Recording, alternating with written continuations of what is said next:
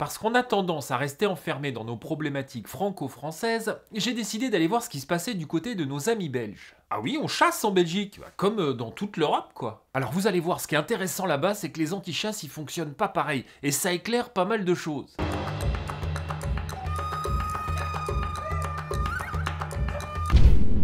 Si tu veux soutenir qui chasse sur Terre, abonne-toi à sa chaîne. Demandez à un non-chasseur vaguement anti-chasse pourquoi il aime pas la chasse. Il y a des chances qui vous répondent que les chasseurs tuent les animaux, déjà il y en a pas beaucoup, 6ème extinction de masse, biodiversité, assassins, psychopathes, on a fait à peu près le tour. Parce qu'à longueur de journée, des associations qui disent défendre les animaux manipulent l'opinion publique pour donner cette image-là de la chasse. Et après tout, c'est facile, même le moins informé, surtout le moins informé, y trouve une logique imparable. D'un côté, l'écologie s'impose dans le débat public avec son cortège de catastrophes, notamment l'effondrement de la biodiversité, et de l'autre, des chasseurs, fusil à la main, parcourent la nature pour essayer de buter les derniers animaux qui restent. Pour l'extrême majorité des gens, ça s'arrête là. On va voir par l'exemple que la vérité est beaucoup plus complexe, comme toujours. Mais avant de développer, il est utile de rappeler quelque chose. Il y a quelques semaines, j'ai fait une vidéo sur le canton de Genève où je disais que les antichasses suisses étaient bien moins abrutis là-bas que chez nous. Eh ben, tu me crois pas, c'est pareil en Belgique. A priori, il n'y a que chez nous que le mensonge est la base de toute la communication anti-chasse. Bon, évidemment, il y a des choses à dire, sinon cette vidéo n'existerait pas. Mais bon, on retrouve pas ce côté complètement foutage de gueule qui est lié à tout sujet clivant dans la société française. Voici l'exemple d'une association anti-chasse belge qui s'appelle Natagora. Voici leur position sur la chasse. Si leur pratique est une discipline respectueuse de la loi, de l'équilibre des milieux et des espèces les plus fragiles et les plus menacées, et intégrant les exigences de la sauvegarde de la nature, les chasseurs peuvent être des partenaires dans tout un ensemble d'actions concernant ces espèces et leur territoire. La vache! Imaginez 2 secondes l'espace dire un truc pareil, c'est des coups à avaler son café de traviole. Mais revenons à nos moutons. La chasse tue des animaux, et déjà des animaux, il n'y en a pas beaucoup tout ça. La principale association anti-chasse belge s'appelle Stop aux dérives de la chasse. Moi déjà, j'ai envie d'adhérer. Bah j'aime pas moi non plus les dérives de la chasse. Comme j'aime pas les dérives de n'importe quoi en fait. Sur le site de l'association, on peut retrouver un article qui s'appelle Chasse et biodiversité. Un article, vous allez le voir, qui a pas du tout la même saveur que les articles pondus par nos pimpins à nous qui agitent des massacres à grande échelle. Là, on y dénonce le fait que les chasseurs, tenez-vous bien, ne tue pas assez d'animaux. Ah bah c'est pas le même angle. C'est quand même particulier, faudrait savoir. À propos des ongulés, l'article fustige 2 choses. La première, c'est l'agrainage, et la deuxième, le tir sélectif. Il reproche aux chasseurs wallons d'organiser la surpopulation pour pouvoir ensuite mieux tuer les animaux. Bon, là on est dans le classique, l'agrainage dissuasif dissuade les animaux d'aller se baffrer dans les cultures. Et en France comme en Belgique, c'est encadré par la loi. Et c'est pas la peine de venir nous gueuler dessus parce qu'il existe des gens pour contourner cette loi. Adressez-vous aux autorités, je le répète, on n'est pas flic. Que je sache, on ne gueule pas après tous les automobilistes parce qu'un débile bourré a grillé un feu rouge. On se donne des moyens de police et on fait des sourires aux gens qui s'arrêtent au feu. Quand on est normalement constitué, je veux dire. Ensuite, je le répéterai aussi souvent que ce sera nécessaire, les chasseurs ne sont pas là pour éradiquer les animaux. Les chasseurs sont là pour chasser. Et buter des femelles pleines ou suivies par leurs petits, bah on n'aime pas ça. J'attends en commentaire les anti-chasses pour venir nous reprocher ça. À un moment donné, il faudrait un petit peu de cohérence dans tout ce bordel. Les populations d'ongulés explosent partout dans le monde, mais il y a encore des gens pour dire que c'est la faute des chasseurs belges. Non mais à un moment, il va falloir arrêter avec ces conneries là. Trouvez-moi une seule étude qui donnerait l'agrainage dissuasif des ongulés comme source de leur surpopulation. Une seule, mes commentaires sont ouverts. En revanche, ce qu'on retrouve très bien dans les études, c'est l'agriculture intensive. Vous allez voir, c'est pas très compliqué à comprendre. Des immenses étendues de bouffe pour les animaux sauvages. Et pour éviter les dégâts aux cultures, les chasseurs belges répandent du grain dans la forêt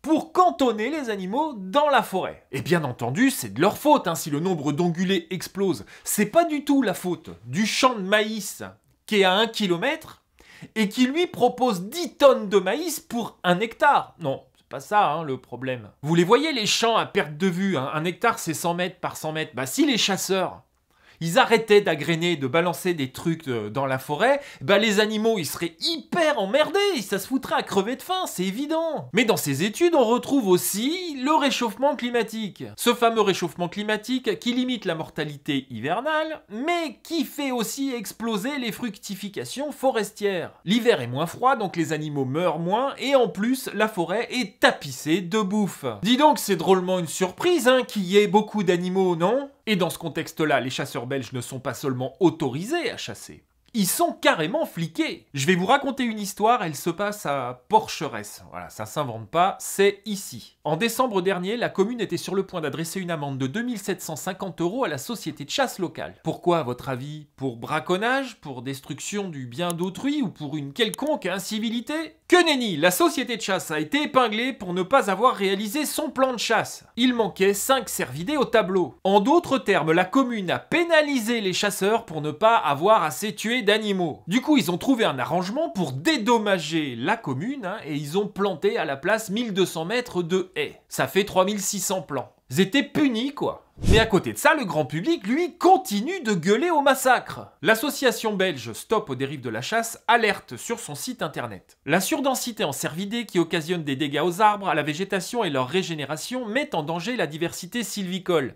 La surabondance des sangliers participe gravement à la disparition ou au déclin de nombreuses espèces sauvages, dont notamment l'avifaune nichant au sol, gélinotes, bécasses, pipites, les reptiles, les amphibiens et les larves d'insectes vivant dans les sols. Et tout cela est rigoureusement exact. Alors inutile de vous dire qu'aucune association anti-chasse française ne tiendra jamais ce discours, hein, parce que comme je vous le disais tout à l'heure, les deux pays fonctionnent très différemment quand il s'agit de s'opposer à la chasse. La France est gangrénée par l'idéologie antispéciste, et comme je l'ai dit dans une autre vidéo, les antispécistes se foutent totalement de la biodiversité. Pour eux, la seule chose qui compte, c'est l'individu. Donc si la nature est massacrée par la surpopulation d'une espèce, eux ça les concerne pas, ils s'en tapent. En Belgique c'est très différent, comme je vous le disais tout à l'heure, les chasseurs belges sont accusés d'organiser la surpopulation pour leur plaisir personnel. Mais dans les deux cas, le grand public, très éloigné de ces considérations, hein, il a d'autres choses à foutre, il reste bloqué dans ces schémas. C'est-à-dire le rapport entre la biodiversité qui s'effondre, hein, et la chasse meurtrière. Non mais comment voulez-vous que le public s'en sorte, hein, coincé entre l'antispécisme d'un côté et puis les feux de paille qu'on allume toute la journée pour les intoxiquer?